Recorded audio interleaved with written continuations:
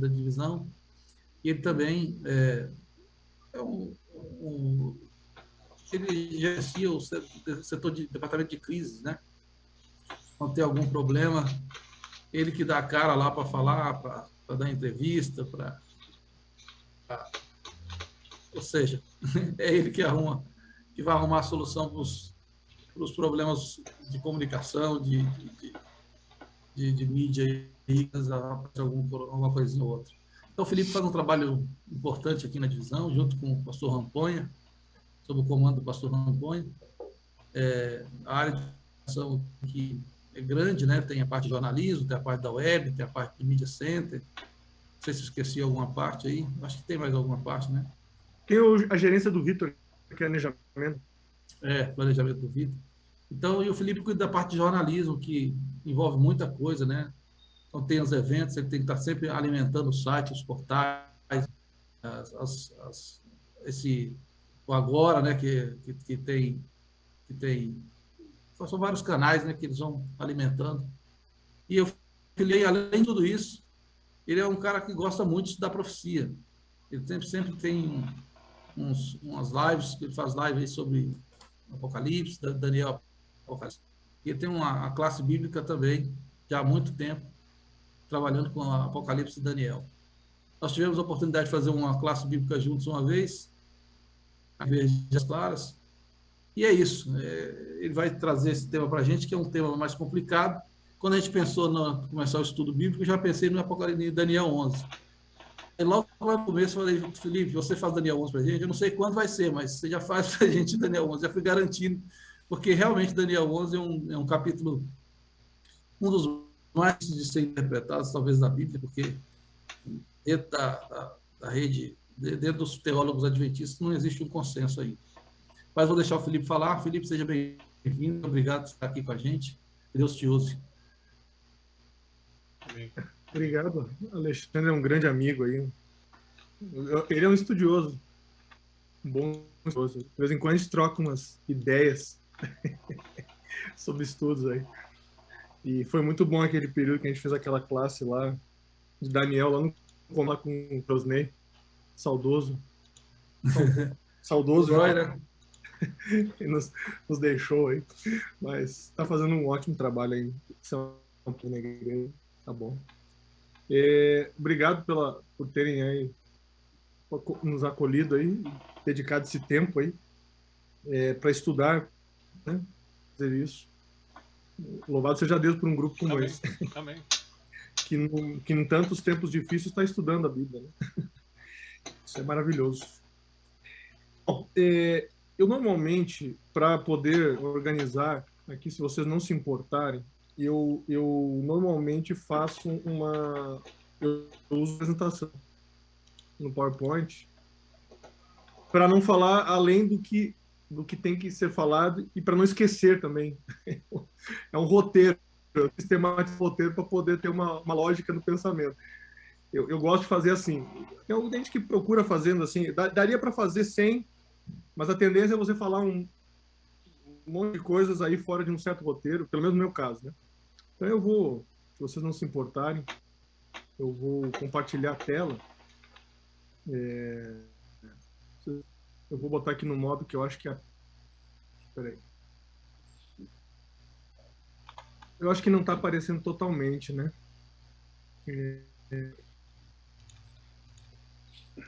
Ô, Felipe, aqui está a tela cheia para nós. A tela cheia. Ah, beleza. Então já entrou 2 vezes. Ah, tá. Ok. É que eu estou acostumado a fazer com 2 telas e a outra tela não funciona rápido. Maravilha. Bom, Daniel 11 é um capítulo bem interessante. Ele está dentro de um bloco, né? Que envolve os capítulos 10 e 12. Na verdade, originalmente, é tudo um grande bloco só. O Oscar Alexandre já falou com você sobre Daniel 10, né? E você sabe que Daniel ele é um livro que trabalha num crescente, né? Num paralelismo progressivo, como fala. Então, o 2, o 7, o 8, o 9 e o 11, né? E o 10, 11 e 12, eles trabalham num crescente. Então, eles vão ampliando as ideias que começaram a ser colocadas lá no 2. Isso é muito interessante. Então, Daniel tem uma lógica, é um livro que tem uma lógica bem clara. Assim como o Apocalipse também tem uma lógica diferente, também tem uma lógica. E Daniel tem uns detalhes aí, vocês já viram aí a trajetória. Mas é interessante que no capítulo 10, vou colocar aqui o capítulo 11, eu sempre coloco, o capítulo 11 ele é uma óbvia continuação do capítulo 10, que a narrativa ela vai continuar. A narrativa vai continuar a visão, porque a visão começa a ser apresentada no capítulo 10, a visão de Daniel lá no Rio Tigre e tal. Ela vai continuar no Daniel que Dario, o Medo, foi honrado pelo céu. Então a visão foi dada, né, no terceiro ano de Ciro. E aí o que acontece? Você vai ter uma explicação do que é, você vai ter o conteúdo propriamente dito da explicação do que vai acontecer no capítulo 11 e vai terminar no capítulo 12 com alguns marcos de tempo e aí um fechamento diferente. Tem um comentário do Zdravko Stefanovic, não é o Ranco, mas é o Zdravko, que é um outro comentarista adventista. Ele diz que o título de Dario Medo é uma referência a Ciro o Grande ali. Então, esse é um título. Só para começar o verso 1, né? Eu estou falando do verso 1 ali. É porque ele fala, primeiro ano, Dario, o Medo, me levantei. Então, o Stefanovic vai dizer que o título é uma referência a Ciro o Grande. Porque, na verdade, quem conquista a Babilônia, o imperador persa que conquista a Babilônia é Ciro o Grande, né? Mas o Dario aí, ou Gobiru aí, como diz o Gobira, com umas versões aí, antigas, ele é o que fica, né? É o que assume lá na Babilônia por um período de tempo. O pastor Mark Phelan, ele, quando canta Daniel 11, ele diz que nesse capítulo nós vemos mais uma vez os três reinos, Medo-Pérsia, Grécia e Roma. Então, vocês veem que há uma retomada daquilo que já apareceu no capítulo 7. No capítulo 2 também, né? Porque você tem a sequência dos metais da estátua e você tem a ampliação disso no capítulo 7. Então, aqui também aparece Medo-Pérsia, Grécia e Roma no capítulo 11. O último desses três reinos é quebrado e dividido. Uma alusão a Daniel 2 e a Daniel 7. Isso tudo vai aparecer em Daniel 11, né? Então, o Mark Phelan fala ali, eu peguei até uma citação dele. Neste capítulo, nós chegamos a várias e numerosas batalhas em um vai e volta dos poderes políticos. Nós vemos mais uma vez a saída de Deus e sua verdade. Tradições humanas tomam o lugar da palavra de Deus.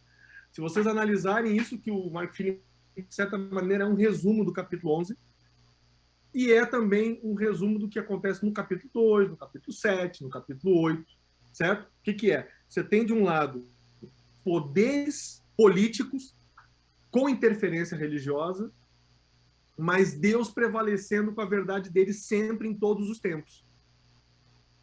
Isso é muito interessante. E Daniel é o porta-voz disso, né? No caso aqui.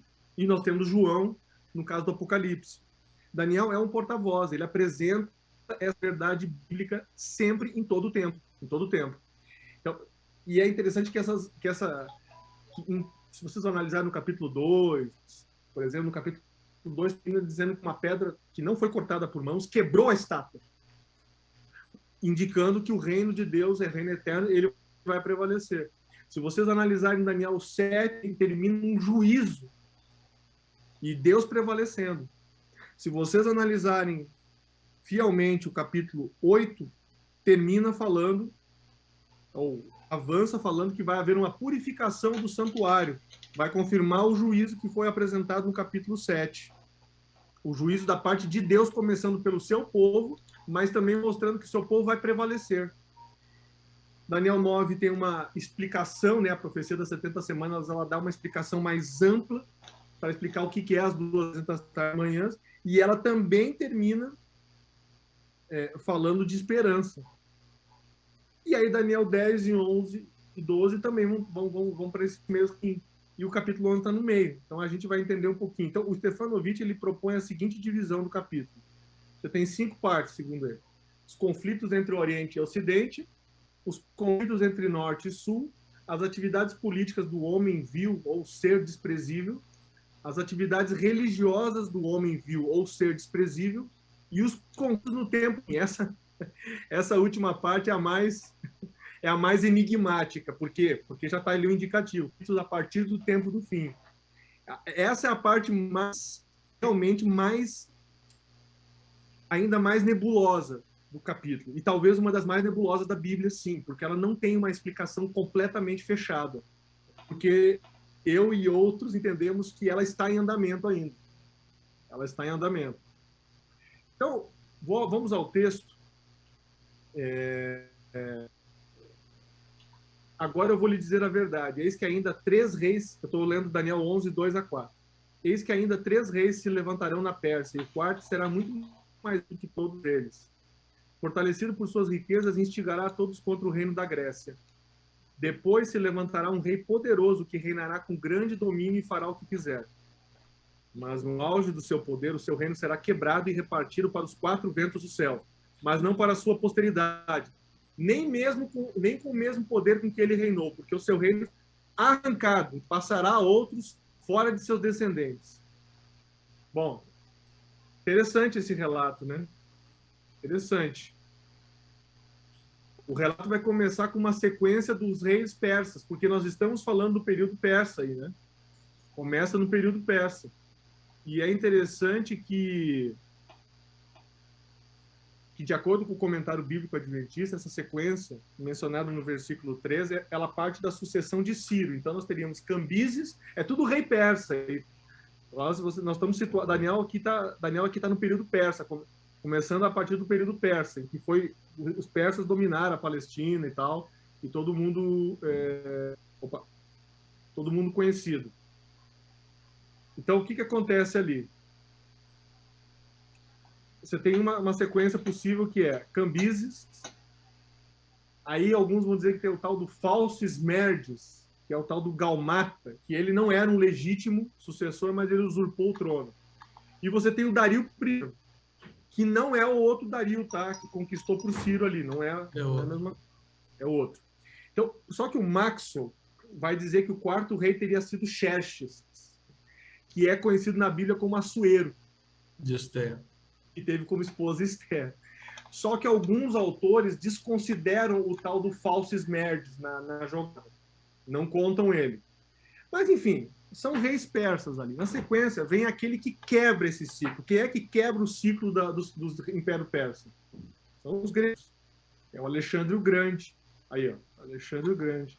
Alexandre o Magno. O domínio se estendeu da Macedônia até a Grécia e tal, até noroeste da Índia. E o que acontece? O Maxwell diz que o exército de Xerxes se valeu de persas, assírios, trácios e etíopes, e que juntos marcharam para uns 300 mil homens, a maioria deles a pé, desde seus países de origem até as batalhas de Salaminas e Plateia na Grécia, tão somente para experimentar a mais fragosa derrota. O Maxwell ainda coloca isso no livro dele, dá uma tiradinha aí de sarro da cara dos persas. Os persas juntaram um baita de um exército, um exército maior, e eles perderam para o Império Grego Macedônio.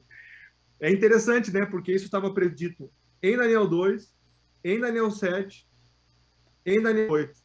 Então, você vê que tem uma sequência lógica. E isso o texto apresenta ali. Se você olhar no texto do capítulo 11, você vai ver claramente isso. 3 reis se levantarão na Pérsia, e o quarto será acumulado de grandes riquezas, mais do que todos, e tomado forte por suas riquezas, empregará tudo contra o reino da Grécia. Depois se levantará um rei poderoso que reinará com grande domínio e fará o provar. E aí você tem, então, o Império Grego. Só que, olha o que o verso 4 fala, mas no seu auge, o seu rei será quebrado e repartido para os 4 ventos do céu. Vocês sabem pela história que Alexandre o Grande adoeceu de febre aos 32 anos de idade, uma tifo, né? E em 323 ele morreu, conforme já havíamos visto profetizar em Daniel 7:6. Ele não deixou sucessores naturais. Na verdade, sobrou vivo um meio-irmão de Alexandre e o seu filho, e o filho daquele meio-irmão. Mas eles foram eliminados pelos generais de Alexandre. Então não teve descendência que conseguiu obter alguma coisa. E aí esses generais de Alexandre, eles dividiram o império em 4 fatias. Veja que o texto fala ali, quebrado e repartido para os 4 ventos do céu. Você vê que o texto é interessante, né? Como fecha com essa visão historicista muito bem. A porção ocidental ficou com Cassandro. O norte foi dado a Licímaco, o leste a Seleuco e o sul a Ptolomeu. Depois a gente vai ver no mapa, no norte em relação a, né? É em relação à Palestina, a Judéia, né? Desta divisão nós teremos referências posteriormente para compreender por uma linha de interpretação as nomenclaturas de norte e sul. Vou explicar depois.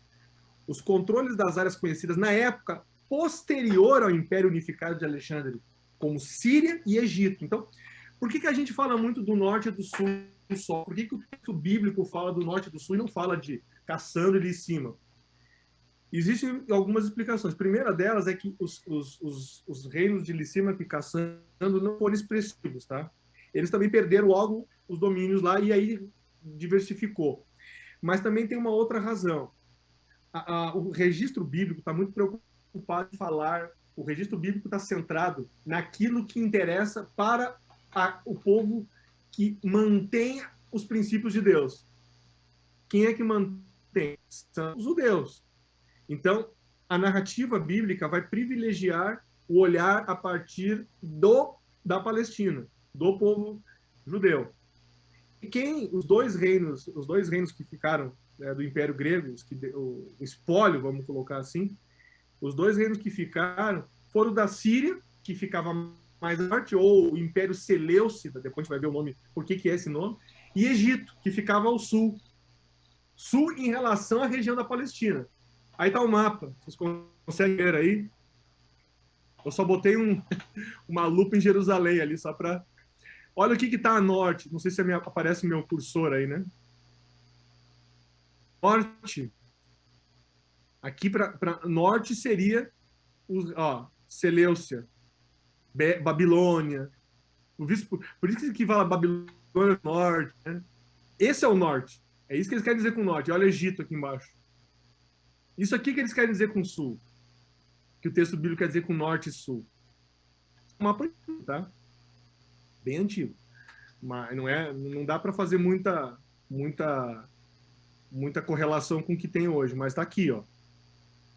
Então, é esse o sentido aqui, ó. Palestina está aqui.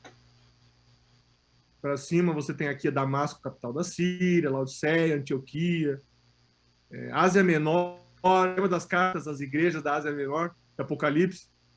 Aqui, ó, Laodiceia. Tudo para o norte, em relação a Jerusalém. E o sul você tem o Egito, basicamente. Alexandria, né? Por que Alexandria teve esse nome, né? Por causa de Alexandre. Você vê que o Império Grego estava todo unificadão aqui. Então, quando dividiu, os generais dele pegaram pedaços, fatias. É bem o que a profecia fala. Tem o André Hein, que é um teólogo presbiteriano. Ele diz que o Egito, ou reino dos Lágidas, foi o mais rico e poderoso durante 1 século de reinado dos Ptolomeus. E o outro reino poderoso, segundo ele, foi o reino dos Seleucidas. E ele diz assim, o centro principal dos Seleucidas era a Síria, governada desde 300 a.C. pela poderosa capital Antioquia, fundada por Seleuco. Por isso que o nome do reino ficou Seleucida. Por isso que eles são conhecidos como Seleucidas. Então, essa é a explicação, certo? Vamos continuar o texto de Daniel 11, 5 a 7. O reino do sul será forte, mas um dos seus príncipes será mais forte do que ele, e reinará e será grande o seu domínio. Mas depois de alguns anos, eles se aliarão um com o outro. A filha do rei do sul casará com o rei do norte, para estabelecer a concórdia. Ela, porém, não conservará o seu poder, e ele não permanecerá nem manterá o seu poder, porque ela será entregue juntamente com os que a trouxeram, o seu pai e aquele que a tomou por sua naqueles tempos. Mas em lugar dele se levantará o renovo da linhagem dela, que avançará contra o exército do rei do norte, entrará na sua fortaleza lutará contra eles e prevalecerá. Também como despojo para o Egito os deuses deles, as suas imagens fundidas e os seus objetos preciosos de prata e de ouro. Por alguns anos ele deixará o rei do norte em paz. Depois este avançará contra o rei do sul, do norte, né? Este avançará contra o reino do rei do sul, mas voltará para sua terra. Os seus filhos farão guerra e reunirão um grande exército. Um deles virá apressadamente, arrasará tudo e passará adiante. E voltando levará a guerra até a fortaleza do rei do sul. Então o rei do sul ficará furioso, irá para atacar o rei do norte. Este reunirá um grande exército que será entregue nas mãos do reino do sul, do rei do sul. O grande exército será levado e o coração do rei do sul se exaltará. Ele derrubará muitos milhares, porém não prevalecerá. Porque o rei do norte voltará e reunirá um exército ainda maior do que o primeiro, e depois de alguns anos virá com um grande exército e abundantes provisões. Aqui, deixa eu ver. Aí, até o 13, na verdade, eu li, né? Eu li aqui dos 13.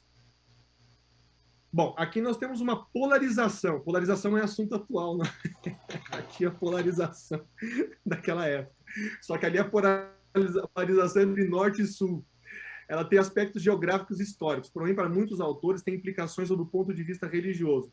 Tem um cara que estudou bastante Daniel 11 também, que é um teólogo adventista, tá? O Frank Hardy. Se eu não me engano, o Jacques Tucan era da banca dele, viu? É mesmo? A banquinha dele também não podia... eu acho que era o William Shee e o Tucan. A banca do cara não podia ser mais banca de ouro, rapaz, coitado do cara. Mas é nos anos 80. Ele fez uma dissertação sobre a perspectiva histórica de Daniel 11. Ele explica que desde os profetas exílicos, que são Isaías, Jeremias, Ezequiel, reinos do norte e sul se referem a deles opressores. Então, no norte, por exemplo, quem oprimiu o povo de Deus foi a Síria e Babilônia. Já no sul, a referência ao Egito. Vocês lembram que vocês lembram que desculpa, tem que molhar a garganta aqui. Vocês lembram que quando estava para cair o reino de Judá, acho que vocês já devem ter lido isso, com certeza, estava lá os últimos reis de Judá, os Edequias, os anteriores lá, Joaquim, eles tentaram fazer aliança com o Egito. Lembra? Foi o que Deus falou que não era para fazer. O profeta Jeremias falou para não fazer aliança. Era para se submeter à Babilônia. Por que eles correram para o Egito? Porque o Egito também era uma força opressora. Ele também estava no páreo. E quando Babilônia dominou o Egito também, viu? Uhum. Ela tomou o Egito também. Mas o Egito estava ao sul. Então, é interessante que em Isaías, Jeremias e Ezequiel sempre aparece essa polarização de norte e sul. Aí o Hardy, ele diz o seguinte, ali, o opressor do norte vem contra a Babilônia, e não de dentro dela. O Egito, por outro lado, é consistentemente descrito como uma nação que oferece a falsa perspectiva de segurança como uma alternativa à busca da ajuda divina. Em tudo isso, o norte e o sul estão prontos para o conflito. Portanto, o tema de superpotências engajadas em uma rivalidade contínua, que inevitavelmente deve envolver o povo de Deus, é consistente com o uso no livro de Daniel. O que ele quer dizer com isso? Que tanto Babilônia quanto Egito, tanto o norte quanto o sul, são contrários ao povo de Deus. Isso é importante a gente entender. A polarização, aqui na verdade nós temos 3 pontos. Um reino do norte, um reino do sul e o povo de Deus, ok? Guardem isso, porque isso aí é central em Daniel 11. Tem três elementos importantes. Só que 2 estão do mesmo lado, vamos dizer assim. Os 2 são contrários ao povo de Deus. Então, nós não temos aqui cada um de um jeito. Nós temos 2 de um lado e um do outro. O povo de Deus segue a Deus. O grupo de Deus segue a vontade de Deus. O reino do norte e o reino do sul não seguem a vontade de Deus. Eles são opressores. Ainda que Deus tenha permitido que eles fizessem o seu papel como vara de Deus, né, como castigo para o povo de Deus se arrepender e tal, mas eles são contrários a Deus. Então, vocês veem como é interessante esse assunto. Agora, o que acontece? Entrando no verso 5 a 13, como é que é a interpretação, tá? Existe uma interpretação clássica, que é a que está no nosso comentário bíblico adventista. Vocês já devem ter lido, né? Ou se não leram, convido fortemente a ler. A pelo menos estudar Daniel, tá? Ali no comentário bíblico. Ela dá uma ênfase em 2 reinos no chamado período helenístico. Então, o reino do sul é o do Ptolomeu I do Egito e tal, o verso 8 indica isso. E um dos príncipes, que seria o Seleuco I, foi submisso a Ptolomeu, mas depois ele se tornou mais forte, representa aí o reino do norte, a Síria.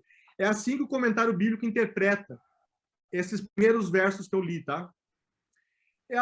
Isso aqui é o comentário bíblico ainda, tá? Eu tô trazendo o que o comentário bíblico resumidamente traz. Eu fiz um resumo, tá? Do que o comentário bíblico apresenta. É um pouquinho mais complicado quando você vai ler o comentário bíblico. Estou fazendo um resumo aqui. Para solidificar a paz entre os dois reinos depois de uma guerra longa, o Antíoco II, sempre que você vê escrito Antíoco e Seleuco, pensa no Reino do Norte, tá? Pensa na Síria. Quando você lê Ptolomeu, pensa no de baixo, o Reino do Sul, Egito. Tranquilo? Ptolomeu fica mais fácil, porque eles tinham muitos Ptolomeu. Depois tinha o Ptolomeu Sóter, eles têm uns monte de nomes aí nessa linha. Então, o que aconteceu? É uma guerra entre os dois. Eles tentaram se ajustar por casamento, também não deu certo, porque teve muita traição ali, né? O Antíoco depôs a sua primeira esposa, que era Laodiceia. Isso pode ser o que está mencionado no verso 6. A interpretação que Josiah Elite, Uriah Smith, os nossos pioneiros adventistas trouxeram a respeito disso, tá? Ela é a base do que está no comentário bíblico aqui, basicamente, tá? Josiah Elite. Ellen White corrobora com essa interpretação. Aliás, quando vocês leem nos livros de Ellen White interpretando o profeta, ela basicamente trouxe o que Uriah Smith sistematizou, tá? Essa é a referência que ela tinha. Uriah Smith ele foi secretário da Associação Geral, foi o grande editor da nossa editora, né? Depois do Tiago White, ele é o grande nome da imprensa adventista no mundo, né? Uriah Smith.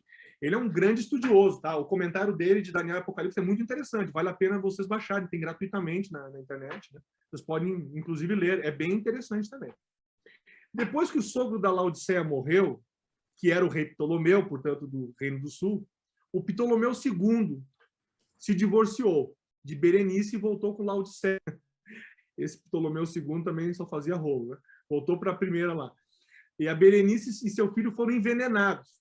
O herdeiro do trono da Síria foi, então, Seleuco II. Então, isso foi predito com 300 anos de antecedência, porque está no verso 6. E é muito apropriado que possa ser dessa maneira. O que eu estou querendo mostrar aqui em linhas gerais? Vocês não vão lembrar de tudo isso agora. Mas o que importa é vocês entenderem que o que está no texto bíblico tem uma possibilidade de ter acontecido na história com um detalhamento muito legal e com uma antecipação impressionante. Aqui, no caso, 3 séculos antes. Olha, Daniel, onde é que está. Daniel está falando de coisas que vão acontecer lá no 2º século antes de Cristo. É muito antes. Daniel está lá pelo menos no 5º século. Isso é muito interessante, entendeu? Essa antecipação que a gente vê. É legal demais isso. Na sequência dos versos diante, há uma alusão a batalhas entre o Reino do Sul e o Reino do Norte. Destaques.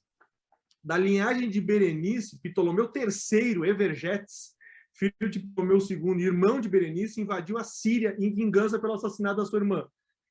É provavelmente o que o verso 7 fala lá. Mas de um renovo da linhagem dela, um se levantará em seu lugar e avançará contra o exército do rei do norte, e prevalecerá. Aí tem a batalha de Ráfia, que foi entre Antíoco III e Ptolomeu IV. Quem perdeu foi Antíoco III, mas Ptolomeu depois foi derrotado em lutas de Antíoco III. Que eles estão lutando por quê? Por conquista de território ali. Isso pode ser o que nós estamos vendo nos versos 11 e 12. Beleza? Isso aqui são interpretações clássicas, tá? Até agora. O Alexandre mencionou aí no começo que nada está assim tão preto no branco quando se fala de Daniel 11. Pois bem, o nosso querido e vivo teólogo Jacques Ducan é um franco-argelino, uma pessoa legal demais. Eu quero ainda conhecê-lo pessoalmente. Já troquei uns e-mails com ele, mas nunca falei com ele pessoalmente. É o meu sonho de consumo ouvir uma palestra dele pessoalmente aqui, né? Vamos ver, estou trabalhando se a divisão traz ele um dia aqui para um auxílio nosso. O Stefanovic já veio, né? Stefanovic já veio, eu já fiquei 50% feliz. Agora, quando eu ver o Ducan, eu vou ficar 100%. Mas olha que interessante, o Ducan é um profundo estudioso do Antigo Testamento, tá? E principalmente do livro de Daniel. Tudo que vocês veem escrito aí sobre Daniel, de interessante na igreja, tem o dedo do Ducan, tá? Do Jacques Ducan. Para ele, os eventos introduzidos no verso 5 de Daniel 11 vêm cronologicamente depois de Roma e não se aplicam aos reinados helênicos de Ptolomeu e dos Seleucidas. Olha aí, treta. Aí complicou. Ele desfaz a linha tradicionalmente apresentada pelo comentário bíblico. Ele diz que o período coberto pelo conflito narrado em Daniel 11, 5 a 45, é, portanto, o mesmo daquele coberto pelo chifre pequeno em Daniel 7 e 8, e pelos dedos dos pés em Daniel 2. E isso já é, segundo ele, insinuado pelo paralelismo estrutural entre os capítulos 8 e 11. Ele faz uma comparação entre os capítulos 8 e 11, uma coisa diferente, viu? É diferente do que o comentário bíblico faz. Deixa eu ver se eu mostro aqui já. Aqui, ó. Essa aqui é a comparação que o Ducan faz. Ele diz o seguinte: Pérsia aparece no capítulo 8, versos 3 e 4. Verdade, né? É o carneiro, né? Lembra do carneiro, capítulo 8? Vocês são estudiosos do Daniel aí. Eu estou partindo que matéria dada pelo Alexandre aí já foi assimilada. Não sei quem deu, se foi o Alexandre ou foi outro, mas matéria dada é matéria compreendida. A Pérsia aparece no verso 2, no capítulo 11. A Grécia aparece no capítulo 8, dos versos 5 a 8. É isso, né? É o bode, né? Se tiver o bode que voa, né? Pega velocidade, é a Grécia. Chifrudo. Oi? O bode chifrudo. O bode chifrudo, exatamente. E no capítulo 11 ele aparece nos versos 2 e 3. Aí o nosso querido amigo Ducan, ele vai dar uma desnucada aí nos caras da tradição histórica. Ele vai dizer: bom, meus amigos, mas é o seguinte, a partir do verso 4, eu quero crer que aparece em Roma. E ele não faz a interpretação de que tudo aquilo ali que nós lemos até agora no comentário bíblico seja conflito entre Seleucidas e Ptolomeus, Seleucidas, Reino do Norte e Reino do Sul. Ele dá uma outra interpretação. Ele vai dizer que, como Roma apareceu nos versos 8 e no capítulo 8, Roma tem que aparecer na sequência já. E ele não entende que ali vai ter o desdobramento do Império Grego. E ele vai dizer que dos versos 5 a 39, no capítulo 11, esses conflitos do Norte e Sul, ele não vai atribuir a Seleucidas e Ptolomeu. E ele vai, no tempo do fim, vai surgir depois. O que acontece? Deixa eu voltar aqui um ponto. Opa! Peraí, eu vou explicar um pouquinho mais o que o Ducan quer dizer. Ele interpreta o verso 4 como uma alusão ao reino posterior da Grécia, ou seja, Roma. Para ele, Daniel não pode quebrar essa sequência falando de detalhes do que seria o espólio do Império Grego. Daniel teria que falar de Roma na sequência, porque isso seria coerente com o que ele falou em Daniel 2, nos capítulos 2 e 7 e 8.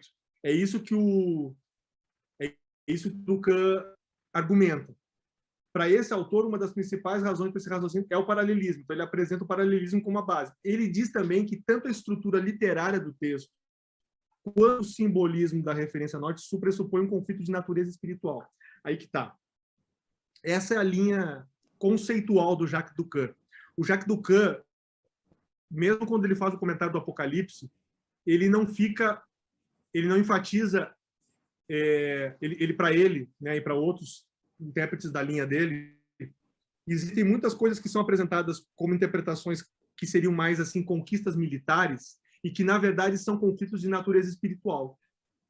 E ele fala que o caso é o 11. Então ele complementa dizendo que a simetria e a estrutura dessas passagens nos previnem contra uma interpretação estritamente literal e histórica. Estamos lidando com uma teoria técnica estilística, sugerindo mais do que o evento em si, mas também o que ele pretende simbolizar. Em outras palavras, o que ele está querendo dizer é que Reino do Norte e Sul é simbólico. Tá? É isso que ele está querendo dizer. É um simbolismo, mas não é literalmente como o comentário bíblico apresenta. Antes de tirarem conclusões, vamos continuar com a interpretação aí. Eu vou continuar com a interpretação do comentário bíblico, só que eu fiz esse parênteses agora aqui do Ducan, porque é nesse ponto que o Ducan já entra para fazer a diferença, tá? Então, ele já muda aí o pensamento. Ele não vai... Todo o resto, depois lá na frente, ele vai encaixar de novo com o comentário bíblico, vocês vão ver. É engraçado. Só que eles vão encaixar para dizer o que não sabem o que acontece no fim. Mas já vamos chegar nisso. Vamos continuar vendo, agora, volta para a interpretação do comentário bíblico, a interpretação histórica nossa, né? Versos 14 e 15. Lembra que eu li de 5 a 13, né? Então, estamos Daniel 11, 14 e 15. Naqueles tempos, muitos se levantarão contra o rei do sul. Também os violentos do seu povo, ó Daniel, se levantarão para cumprir a visão, mas serão derrotados. O rei do norte virá, levantará rampas de ataque e tomará cidades fortificadas. As forças do sul não poderão resistir, nem mesmo os melhores soldados terão forças para resistir. O invasor fará o que bem quiser, não haverá quem lhe possa resistir. Ocupará a terra gloriosa e tudo estará em suas mãos. Resolverá vir com a força de todo o seu reino e entrará em acordo com o rei do sul. Ele lhe dará uma filha em casamento, para destruir o reino do sul. Mas isso não vingará, nem será para sua vantagem. Depois se voltará para as terras do mar e tomará muitas delas. Mas um príncipe porá fim à arrogância dele e fará com que pague por isso. Então voltará para as fortalezas da sua própria terra, mas tropeçará e cairá, para nunca mais ser achado. Depois se levantará em lugar dele um que fará passar um arrecadador de impostos pela glória do reino, mas em poucos dias será destruído, e isso sem ira nem batalha. Depois se levantará em seu lugar um homem desprezível, ou homem vil, em algumas versões, ao qual não tinha dado a dignidade real, mas ele virá de surpresa e tomará o reino em intrigas. Bom, agora aqui, como dizia antigamente, a porca torce o rabo. Não sei se vocês conhecem essa expressão aí.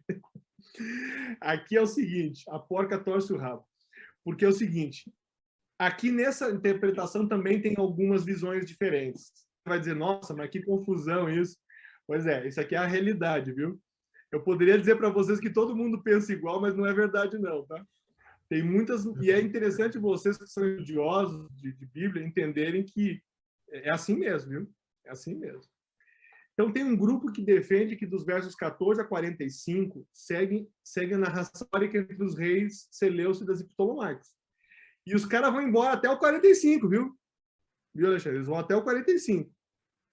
Eles vão dizer que quem é o homem aí, o que causa problema, é tudo em cima do Antíoco IV, é o Antíoco Epifânio. O grande vilão da história para um grupo de intérpretes, a partir de agora, é o Antíoco Epifânio. Quem foi esse famoso Antíoco Epifânio? Ele, por 12 anos, forçou os judeus a abandonar sua religião nacional, sua cultura e a adotar a cosmovisão helênica. Ele era um rei seleucida. Ele era do Reino do Norte. Lembra que eu falei que Antíoco é rei do Norte, né? Ele saqueou tesouros, matou milhares de judeus. Ele colocou uma estátua de Zeus no templo, além de criar decretos para o culto pagão na Palestina. Ele colocou um porco também lá no templo, ele fez uma confusão.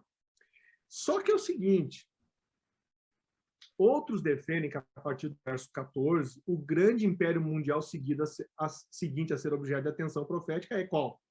Roma. Aí vocês podem pensar assim, tá, mas por que tem essa diferença? Bom, a diferença existe pelo seguinte. A diferença existe pelo seguinte. Existe um grupo que acredita que quem fez mal, que esses ataques ao povo de Deus é simplesmente um ataque militar, é um ataque territorial, é um ataque literal de um reino que se posicionou contra os judeus lá no primeiro, segundo século antes de Cristo. E aí Antíoco Epifânio seria a explicação, né? Só que é o seguinte, se você analisar de novo a interpretação de Daniel 2 e 7, vocês não veem que faz sentido Roma aparecer mesmo na história? Onde é que o Império Romano vai aparecer aí, né? Se nós formos seguir a lógica dos capítulos 2, 7, 8 e 9, não teria que aparecer Roma na sequência da Grécia? Roma tem que ter um papel importante? Então, fica aí o pensamento, a reflexão para cada um. E esses vão dizer que até o verso 5 é tudo relacionado à forma de Roma agir. Então, eles vão dizer que do verso 14 ao 35 é tudo Roma. Roma é Império Romano, tá? Só que não é só Império Romano pagão. Vamos ver já isso aí. Então, por essa interpretação, dos versos 15 a 21, nós temos alusões a questões históricas que confirmam a predominância romana sobre o que restou do antigo Império Grego. Exemplos dessa linha interpretativa. O verso 16, que eu acabei de ler, ele diz que o que pois vier contra ele fará o que bem quiser, ninguém poderá resistir a ele, estará na terra gloriosa. Quando fala terra gloriosa, os intérpretes todos confirmam ali que nós estamos falando de Jerusalém da Palestina, tá? E ele vai dizer que ninguém pode resistir, porque ele estará na terra gloriosa e tudo estará em suas mãos. Isso aqui, esse grupo de interpretação vai dizer que é a conquista da Palestina que foi feita pelos romanos, pelo general Pompeu. Isso aconteceu em 63, antes de Cristo, ou seja, um século antes de Cristo. Sabe como é que o Pompeu ele conquistou? Sabe por que ele conquistou a Palestina? A Palestina estava com uma certa autonomia naquela época. Vocês já ouviram falar da revolta dos Macabeus? Pois é. Já ouviram falar do Judas Macabeu, né? Ou Judas Martelo, né? Porque Macabeu quer dizer martelo.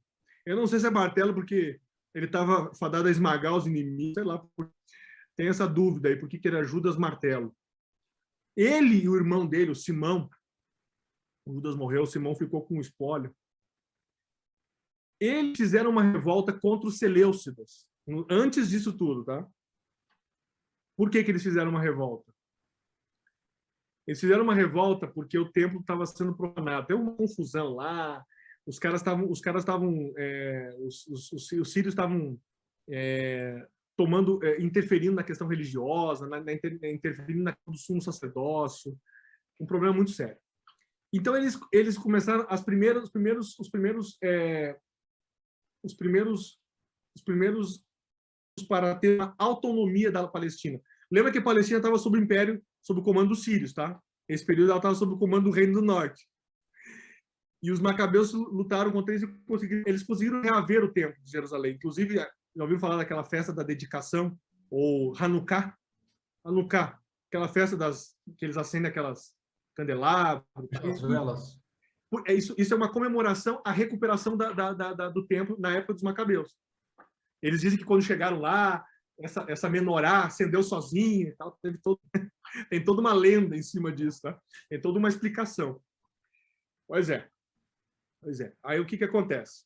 Só que em 63, já passou um bocado de tempo desde a revolta dos macabeus até aí. Tinha uma confusão entre os próprios judeus que estavam dominando Jerusalém lá. E era uma briga entre Hircano e Aristóbulo. Aí uns nomezinhos para vocês botarem nos filhos, nos netos, aí depois fica a dica de bons nomes aí para você colocar. Hircano, Aristóbulo, tudo nome bonito. Eles eram judeus da dinastia dos Asmoneus, que eram descendentes de Judas Macabeu, que derrotou temporariamente os Seleucidas na famosa revolta. Só que esses caras estavam brigando entre si e eles se enfraqueceram. Porque a dinastia do Asmoneu, que foi consolidada pelo João Hircano, ela alinhou-se com o helenismo. O que quer dizer isso? Quer dizer que eles ficaram mais do lado das tradições helênicas, da tradição judaica raiz. E esse cara, ele era filho de Simão, que era o irmão de Judas Macabeu. Portanto, ele era sobrinho do Judas Macabeu. No seu tempo, a Judéia anexou territórios. Ela ficou forte, tá? Ela ficou forte. Ela ficou territorialmente forte. Ela anexou a Samaria e a Idumeia. Olha só, a Samaria era um território independente. Eles anexaram... E a Idumeia, sabe quem é que saiu da Idumeia? Os descendentes do Herodes. Eles eram os idumeus. Então, houve um choque com as comunidades judaicas mais piedosas. E adivinha quem é que estava defendendo os princípios de Deus naquela época contra a política lá do João Hircano? Os fariseus. Acreditam? Os fariseus já foram do bem, viu? Eles já foram um time do bem. Na época de Jesus, eles já tinham ido para o lado ruim da força. Mas eles foram do bem já. Eles foram importantes defensores dos princípios. É que o Hircano assumiu a função de sumo sacerdote, ignorando a descendência dos Zadoquitas. Ele pegou o descendente legítimo pela tradição, deu um pontapé no cara e tomou conta de tudo. Não, eu sou o rei da Judéia e sou também o sumo sacerdote. E isso não foi aceito pelos fariseus. Tá? O Hircano morreu, aí reinou Aristóbulo, seu filho, que matou a sua mãe. Os caras também não eram lá essas coisas, então. A esperada herdeira do governo civil, e ele matou a mãe porque para a mãe não pegar nem o reinado nem o sacerdócio. O Aristóbulo I morreu, sendo substituído por Alexandre Janeu, que era outro filho de João Hircano. Depois, com a sua morte, o trono ficou com a viúva. Vocês acreditam que Israel já teve uma rainha nesses tempos? Alexandra Salomé. Ela ficou como governante civil, só que não deixaram ela pegar o sacerdócio, não. O sacerdócio ficou com o Hircano II. E aí, quando ela morreu, o reino ficou vago, e aí houve uma disputa dos descendentes. Nessa disputa, eles se enfraqueceram militarmente, e entrou Pompeu e tomou a Palestina. Começa ali o domínio sobre a Palestina dos romanos. Nesse exato momento. Começa o Império Romano. É isso que os intérpretes dessa linha vão dizer que aconteceu no verso que eu acabei de ler, o verso 16. Ok? Isso tudo foi para o verso 16. Essa interpretação, ela segue a linha, essa linha de interpretação segue o comentário bíblico adventista ou não? Segue, né? Segue. Eu só peguei as explicações que o André Heinck deu a mais. Interessante, né? É bem plausível, viu? É bem plausível. O general Pompeu aproveitou-se da disputa dos irmãos judeus e matou Aristóbulo e seu grupo. Mas o Hircano não foi morto. Ele manteve ele como rei da Judéia. Só que ele manteve, mas aquele sob vigilância, sob o olhar de um idomeu simpático aos romanos chamado Antípater. E esse Antípater é o cara que vai dar descendência dos Herodes, que depois, na época de Jesus, é o Herodes que vai estar reinando. O Heinck diz que terminava ali melancolicamente a independência dos judeus, agora vassalos de Roma. É bem o que fala o verso 16, viu? Interessante, né? Outro exemplo de alusão a Roma, no capítulo 11, é o versículo 17. Acredita-se, olha o que diz o verso 17. Revolverá vir com força de todo o seu reino e entrará em acordo com ele e lhe dará uma jovem encaminhamento para destruir o seu reino. Isto, porém, não vingará, nem será para sua vantagem. Aqui acreditam que foi o seguinte, que foi um acordo que Roma fez relacionado aos filhos de Ptolomeu Auletes. Porque o problema, Roma não tomou só a parte norte, né? Roma tomou a parte sul. Lembra disso, né? Já ouviram falar da Cleópatra? Então, pode ser que o verso 17, pela ótica do comentário bíblico, esses filhos de Ptolomeu Auletes teriam sido colocados sob tutela de Roma. E esses filhos seriam quem? Cleópatra e o Ptolomeu XII. Quer dizer que o verso 17 pode estar falando de Cleópatra, viu? A famosa Cleópatra, que é do Reino do Sul, do Egito. Só que aí você tem que entender que é o Egito sob o domínio romano, tá? Egito sob o domínio romano. Esquece o Egito do faraó, tá? Aqui não tem faraó mais, não. Aqui é Egito na época dos romanos. Beleza? O verso 21 é motivo de alguma controvérsia. Qual é que não é, né? Mas esse aqui também é. O comentário bíblico apresenta a ideia de que o homem vil ali citado era alguém desprezado ou pouco estimado. A alusão nesse caso, aí o comentário bíblico, Alexandre e amigos, vai dizer que é Tibério, que é o homem vil. Porque ele é o sucessor do César Augusto, que é o fundador do Império Romano. Só que o Tibério, qual é o problema do Tibério? O Tibério não era o sucessor natural do trono romano. E é isso que fala o verso 21. Vai lá, o verso 21 do capítulo 11. Olha o que ele diz ali. Ó. Depois se levantará em seu lugar um homem vil, ao qual não tinha dado a dignidade real, mas ele virá caladamente e tomará o reino com intrigas.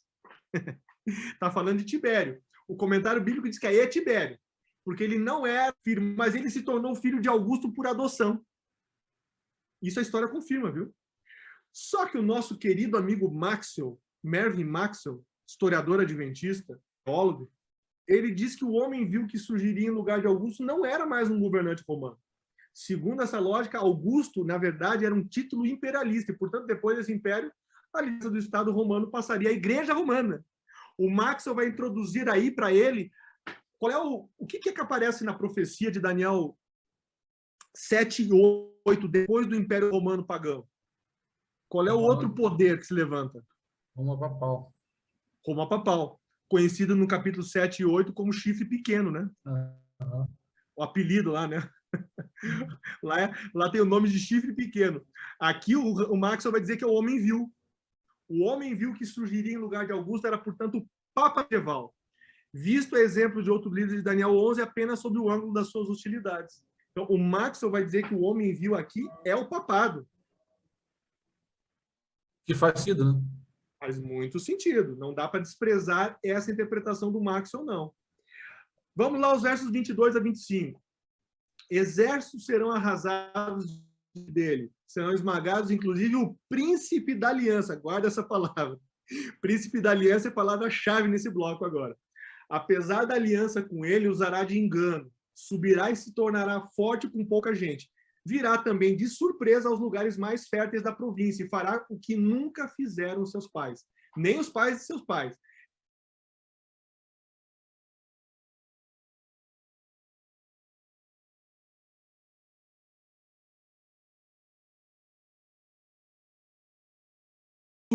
À frente do grande exército.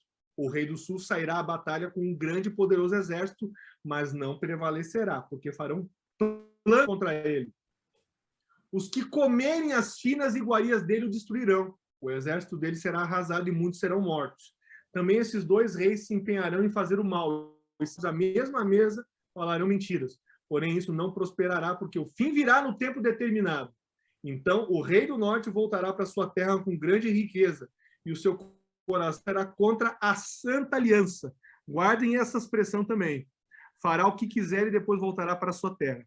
No tempo determinado, voltará a atacar o sul, mas desta vez não será como a primeira vez. Eu já fui para o 29. 30 a 32. Porque virão contra ele navios de Quitim. Contrariado, ele voltará e se indignará contra a Santa Aliança e fará o que quiser.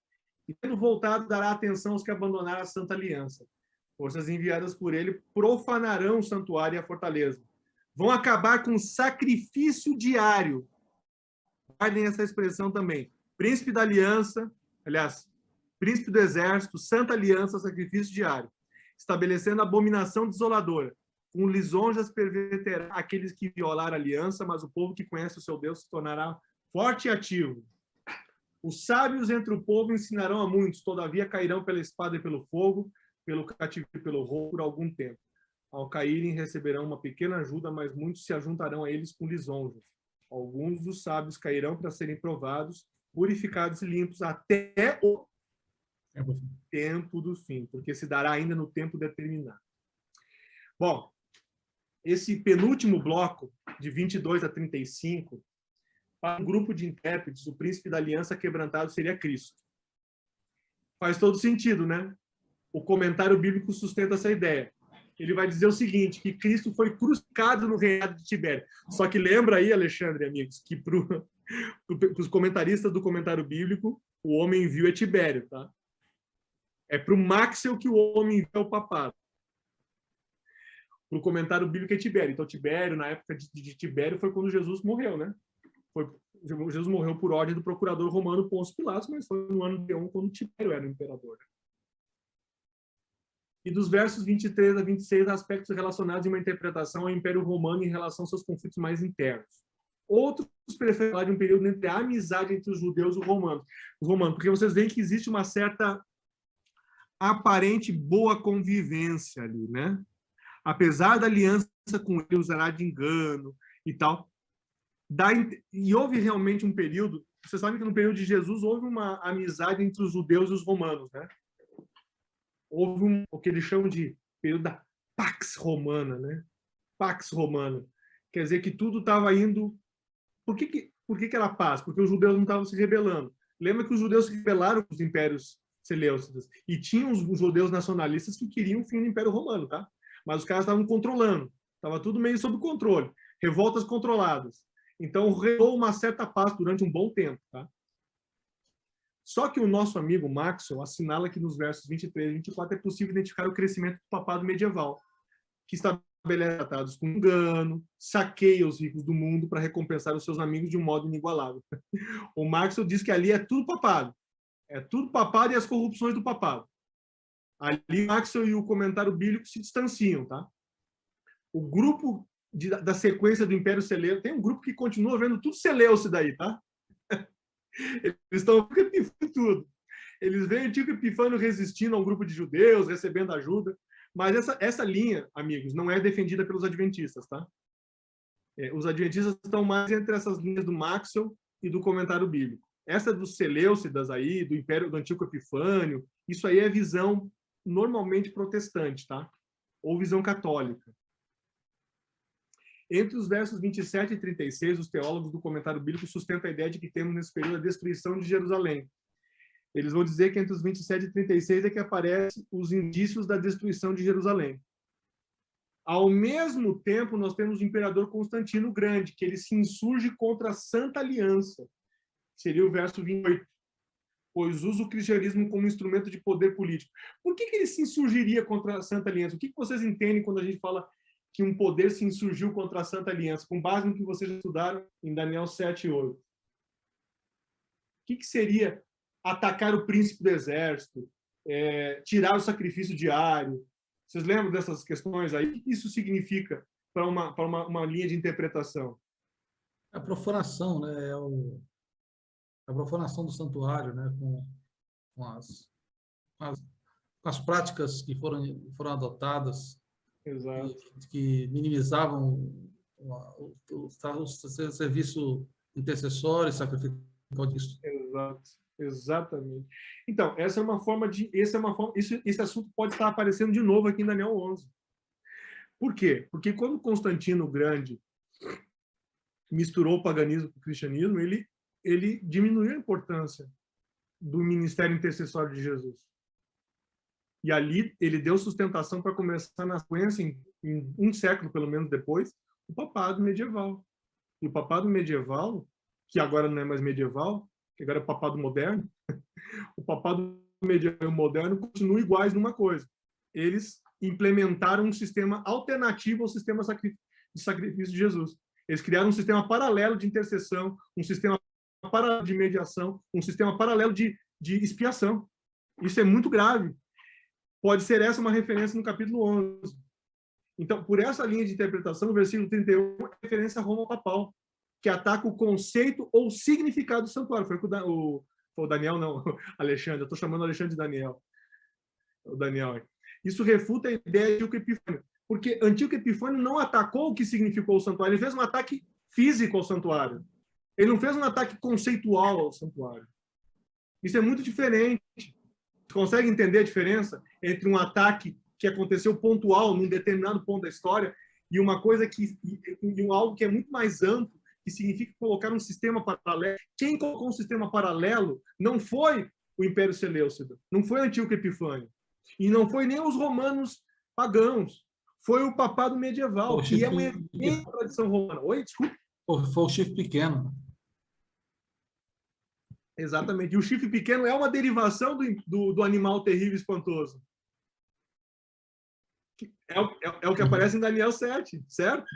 Vocês veem como é que as coisas se encaixam, meus amigos? Daniel 7, 8 e 11 também tem encaixe.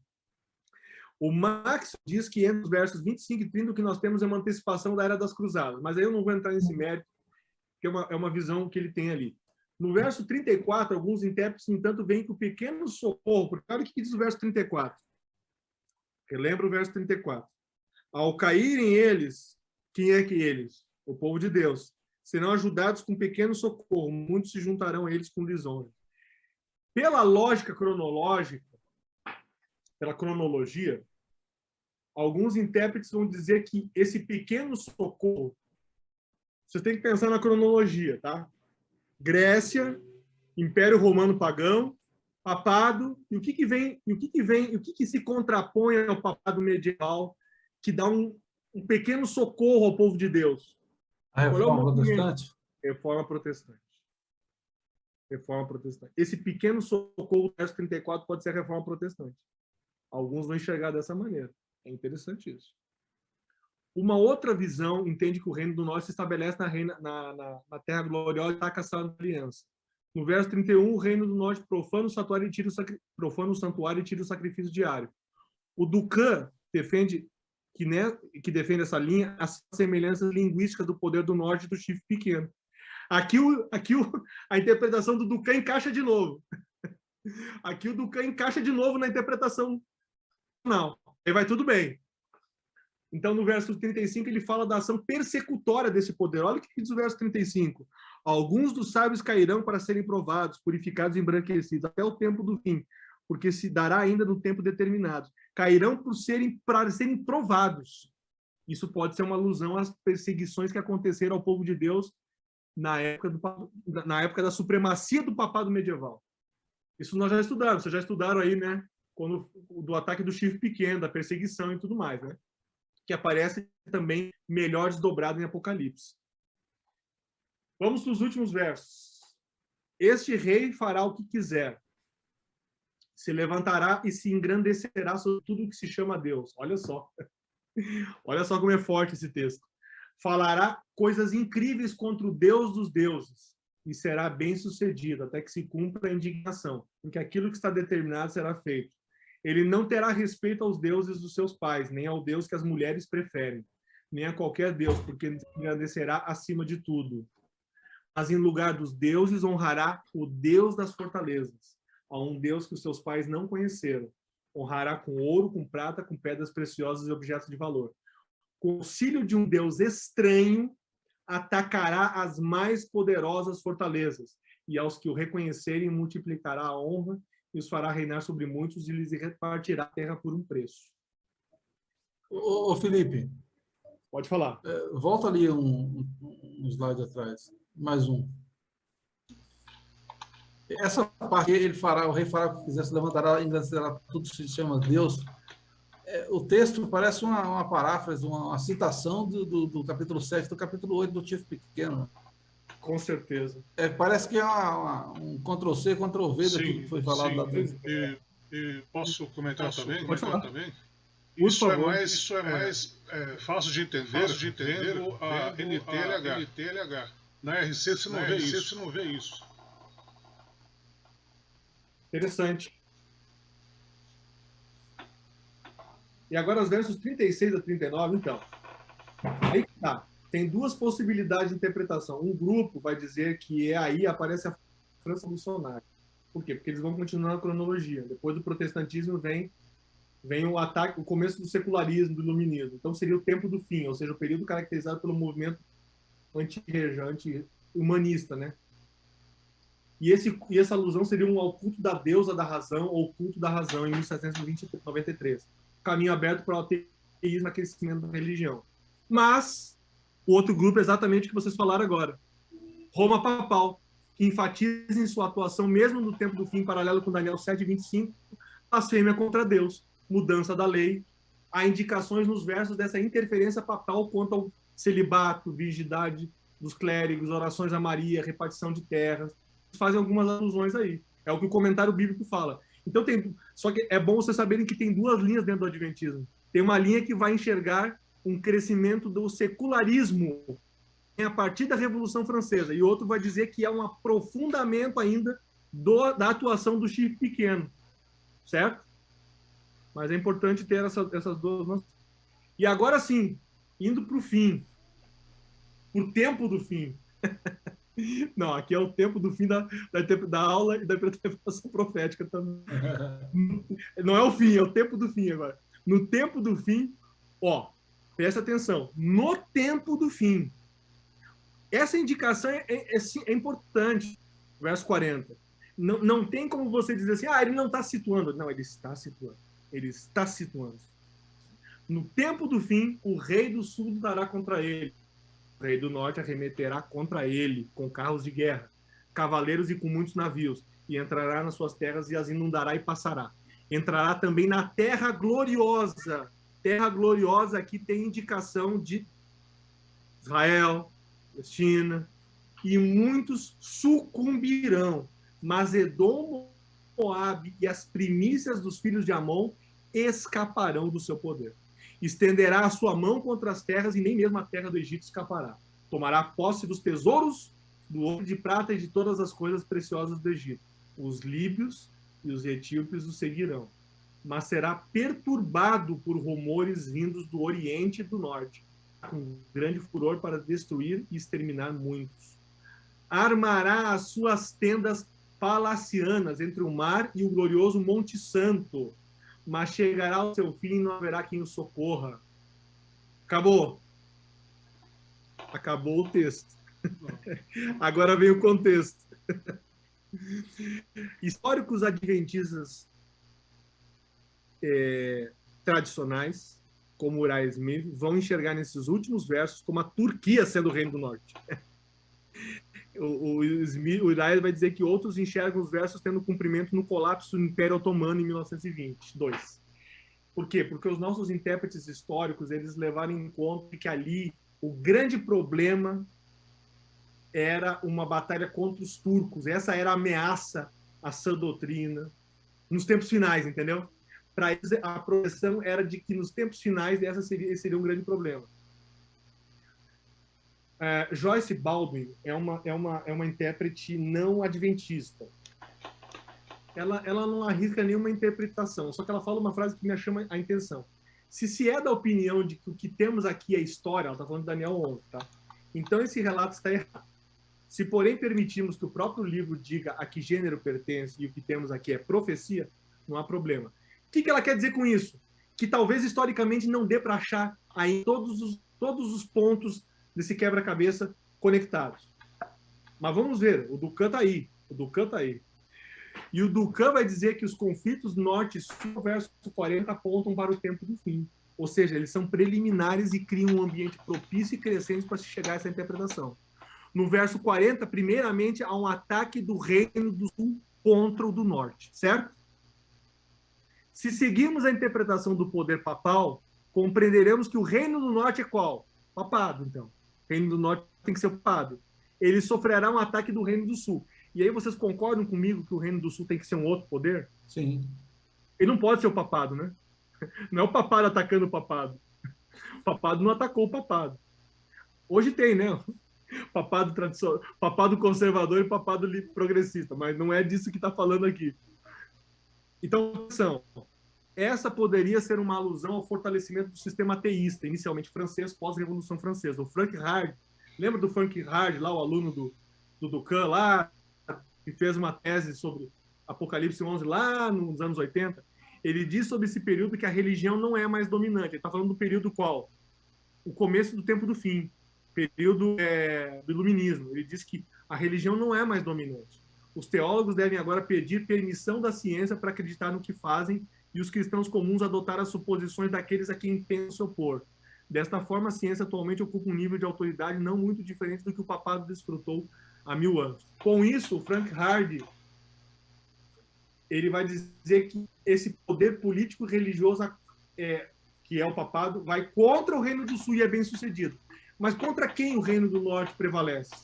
Contra a França ou contra o que um movimento de cunho ateísta, marxista, secularista e evolucionista prega? Será que não há uma certa vitória depois de um tempo? Porque por um tempo, depois de 1789, 1798, parece que o mundo ficou, o iluminismo, o racionalismo, parece que eles substituíram a religiosidade, né? Mas será que... Pois não, pode falar. Desculpa. Então, desde antes do versículo 40, qual é o novo Deus? De repente, tudo isso aí pode ser um personagem só, capitalismo. Obrigado. Ele pode, na verdade, ser eu até colocaria de uma forma até mais ampla, que seria o materialismo, que é toda aquela substituição à religiosidade centrada naquilo que é humano, porque entra tudo dentro do humanismo, materialismo. E esse se torna um outro poder, segundo a interpretação de Daniel 11, de alguma parte. Então você tem no lado um reino do norte e do outro lado você tem um reino do sul. Mas não fica meio estranho, Felipe, uma vez que a gente vem meio que literalidade, assim, Exato. De reino, e é sempre um reino. Então, de repente isso se torna um conceito, né? Um conceito. É isso. É isso que essa que é a briga. O Jacques Ducan e outros vão para o lado conceitual. E existe uma ala que ainda enxerga no Reino do Sul o islamismo, com antítese ao Reino do Norte, uma antítese ao papado. Só que tem um detalhe, né? O papado e o islamismo não estão em franca oposição. Eles estão se aliando em muitos aspectos. Então, por isso que eu falei antes do versículo 40. Se a gente leu 39, tem um personagem novo na história. Um novo Deus. É isso mesmo. Esse é um ponto importante, exatamente. Ele aparece. Ele chama até de Deus estranho, né? É interessante. Aqui diz estrangeiro. E o que acontece? Isso, estrangeiro, exatamente, estranho.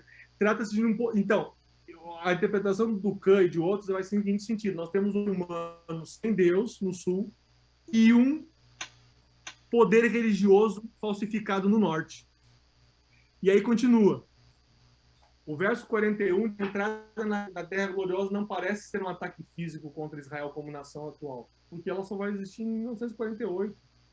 Pode ser uma ação de influência sobre o povo de Deus, que é a Terra Gloriosa. Lembra que eu já falei que Terra Gloriosa e tal, nação gloriosa, pode ser interpretado como o povo de Deus. Então, diz que o Reino do Norte irá armar suas tendas palacianas entre eles contra o glorioso Monte Santo. Aqui vocês veem que o Reino do Norte vai contra o povo de Deus. O Reino do Norte não é favorável ao povo de Deus. Ele vai contra. Isso pode ser uma óbvia menção ao papado atacando o que significa o santuário, o processo de intercessão. Então, um poder que quer tirar o lugar de Deus. Né? Perdão. Quem vive em tendas e está com as tendas armadas na Terra Prometida são os árabes, né? os muçulmanos. Sim, só que ali diz que o Reino do Norte é que irá armar suas tendas palacianas por isso. Então, aí que está. Essa interpretação, aí que está. Essa linha de interpretação não vai entender isso como uma coisa literal. Essa armação de tendas. Aí, essa é uma diferença muito grande. Por exemplo, os navios e tudo. Essa interpretação conceitual não vai entrar nesse mérito aí. Ela não vai fazer dessa maneira. É por isso que eu estou dizendo que ela é uma interpretação que ela está aberta. Porque, ao mesmo tempo, outro poder, que seria a secularização antirreligiosa, a revolução teísta e o materialismo, aceitos fortemente hoje, são também marcantes influências negativas para o povo fiel à Bíblia. O secularismo, o materialismo, essa filosofia toda que nega na prática Deus, o Deus bíblico, ela afeta a fidelidade do povo de Deus à Bíblia. E ela, inclusive, entranha no meio das próprias religiões cristãs. E aí, no verso 41, o fato de Edom, Moabe e as primícias dos filhos de Amon escaparem do Reino do Norte levanta pelo menos duas possíveis interpretações. Houve uma resistência do rei do Sul ilustrada por esses três povos. Significa que os vários movimentos... O Ducan vai dizer isso, tá? Ele diz que os vários movimentos ateístas e humanistas resistirão e por pouco tempo prevalecerão sobre as forças religiosas. Pode ser algo de uma resistência? Pode ser. O Elias Brasil vai dizer que Edom, Moabe e o notável povo de Amon escaparão. Ele interpreta dessa maneira, o Elias Brasil, na lição que ele fez sobre Daniel. Alguns dos que não são contados entre o povo verdadeiro de Deus se juntarão ao aprisco da última hora. Ele vai dizer que isso significa Edom, Moabe se unindo ao povo glorioso. E aí os versos 42 e 43 falam do processo de assimilação dessa influência das ideias contrárias à Bíblia. Sejam mais religiosas, menos religiosas. Por quê? Religiosas, mas religiosas falsas, tá? Vocês têm que lembrar sempre, eu estou falando aqui, o papado não transmite a religião verdadeira, tá? Isso tem que estar cristalizado na mente de vocês. O chifre pequeno, ele falsifica a religião. Ele não transmite a religião verdadeira. Mas o Reino do Sul é um poder de certa maneira em oposição, que também não transmite a verdadeira religião. Só que ele vai por um outro caminho. Então, no verso 43, os exércitos do Sul se unem pela primeira vez ao norte contra o Monte Sagrado. Aí vocês veem que existe uma união dos dois contra o Monte Sagrado. Agora, o que significará isso na prática? Os dois grupos unidos contra o Monte Sagrado? O Monte Sagrado não tem dúvida, tá? É o povo de Deus. É o povo de Deus, tá? O glorioso Monte Santo é o povo de Deus, pela etimologia do termo, tá? A etimologia é que me diz isso. Não é uma suposição. Agora, nós não conseguimos saber exatamente, nós não conseguimos materializar hoje o Reino do Norte e o Reino do Sul. Mas nós temos uma certeza. Os dois são contrários ao povo de Deus. E os dois lutam contra aquilo que Deus estabeleceu. E isso está colocado. Isso está bem claro. Agora, tem um negócio interessante, tá? Só para a gente pensar. O Egito, quando ele aparece na Bíblia, ele está sempre associado ao ateísmo, à negação de Deus. Lembrem de Êxodo capítulo 5, verso 2 lá. Vocês já leram, né? O que Êxodo 5 fala? Vale a pena dar uma lida rápida ali. Êxodo 5, verso 2. O que diz ali? É o episódio que Moisés e Arão estão falando com o faraó. Eles pedem para Faraó para que ele deixe o povo sair, para que ele celebre uma festa no deserto. O que o faraó responde? Quem é o Senhor para que lhe ouça a voz e deixe ir a Israel? Não conheço o Senhor, em tão pouco deixarei ir a Israel. Muitos intérpretes vão dizer que o Egito está sempre associado, o Egito está associado a um poder que nega a Deus, por causa daquele episódio do faraó. Então, por associação, eles intuem que o Reino do Sul tem a ver com ateísmo, materialismo, negação de Deus, evolucionismo. São práticas que negam a verdadeira religião. Bom, por um lado, a gente já vê hoje algumas declarações do Papa Francisco, diz que há comunhão entre a evolução e a Bíblia. Não seria uma unidade entre eles? Pode ser, né? Uma possível. Eu aqui não quero ter um martelo sobre nada, porque eu também não sou futurólogo, né? Mas é uma coisa interessante de se pensar. E aí, nos versos 44 e 45, para fechar, o reino do norte sai para exterminar o povo de Deus. Versos 44 e 45. Mas pelos rumores do Oriente e do Norte será perturbado e sairá com grande furor para destruir e exterminar, armará suas tendas palacianas entre os mares contra o glorioso Monte Santo. Mas chegará ao seu fim e não haverá quem o socorra. Não vai socorrer o povo, o Reino do Norte. E teoricamente está aliado com o Reino do Sul. Esse ataque ao glorioso Monte Santo acontece no final do capítulo. Essa referência, eu já falei ali, ela é uma localização celestial, morada de Deus, em Apocalipse 16, 14. Vocês sabem que a morada de Deus não é uma coisa necessariamente geográfica, mas tem aqui a ver com onde o povo de Deus está. E aí um paralelo com o Apocalipse, ou seja, todos os reinos desse mundo terão um combate com o povo de Deus. É verdade ou não é? Que os reinos desse mundo se juntarão com os poderes falsificados para tentar contra o povo de Deus. A perseguição final de Apocalipse 13 não é uma perseguição de meia dúzia contra todo mundo, não, é o contrário. É de todo mundo quase contra uma meia dúzia. Meia dúzia, eu estou falando assim, de forma livre, tá? Não é 6 pessoas. Da forma profética. Não é nem profética, é alegórica aqui. Eu tô só porque eu tenho que entender uma coisa muito interessante. Isso está em paralelo com Apocalipse 13. Em Apocalipse 13 você tem a marca da besta, o poder, a besta da terra com a besta do mar, eles se unem e eles criam uma força de coerção contra os fiéis de Deus que atinge todas as áreas da vida dos fiéis. Não é só a questão religiosa, atinge a questão econômica, social, a questão de todos os aspectos, a questão política. Você deixa de ter acessos de cidadão. E isso é muito interessante, porque isso pode ter um paralelo com Daniel 11 na sua parte final. E isso não é um combate de exército, mas é um combate de natureza espiritual. E é notar... Desculpe, pode falar. A besta que veio do mar. Oi, desculpe, não entendi. Quem vai exercer esse poder executório, narrativo? Quem vai exercer esse poder executório vai ser a besta que veio do mar. A besta da terra com a do mar, fortalecendo a do mar. É porque a besta do mar ela vem com o conceito e a besta da terra vem com a operacionalização, que é um poder político. Exatamente. E ela vai exercer esse poder e ela vai fazer a imagem da besta. Isso. A antiga besta vai ver isso admirada. Ela vai ver o poder, fogo descer do céu. Ele que vai ser um grande poder, que vai fortalecer e vai dar imagem e força à antiga besta. Exatamente. Ô, Felipe. Pois não. Só a participação, quando se toca todos esses pontos de acontecimentos, de ateísmo, e secularismo e tudo, é que nós vemos ali que nós temos 4 reinos, nós temos 5 reinos, que reino é o reino de Cristo, certo? Mas nós temos 4 reinos. Quando nós chegamos no 4º reino, que é Roma, então nós não vamos ter um outro reino. Dentro desse reino, que é o mais duradouro, né? Nós vamos ter ali várias facções que vão surgir, como surgiram, e depois disso nós vamos ter outros episódios que vão acontecer, como você mesmo está citando aí. E quando nós vamos na Grécia, aquele chefe pequeno, quando aquele chefe pequeno nasce, ainda não existia Roma, quando a gente está falando em Grécia. Então, nós vemos que a coisa já vem de muito tempo.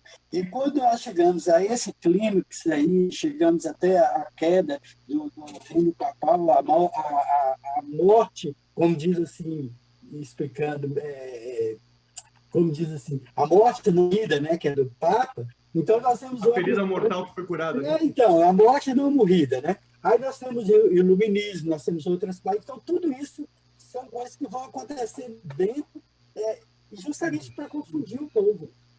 Seu Felipe. Pois não.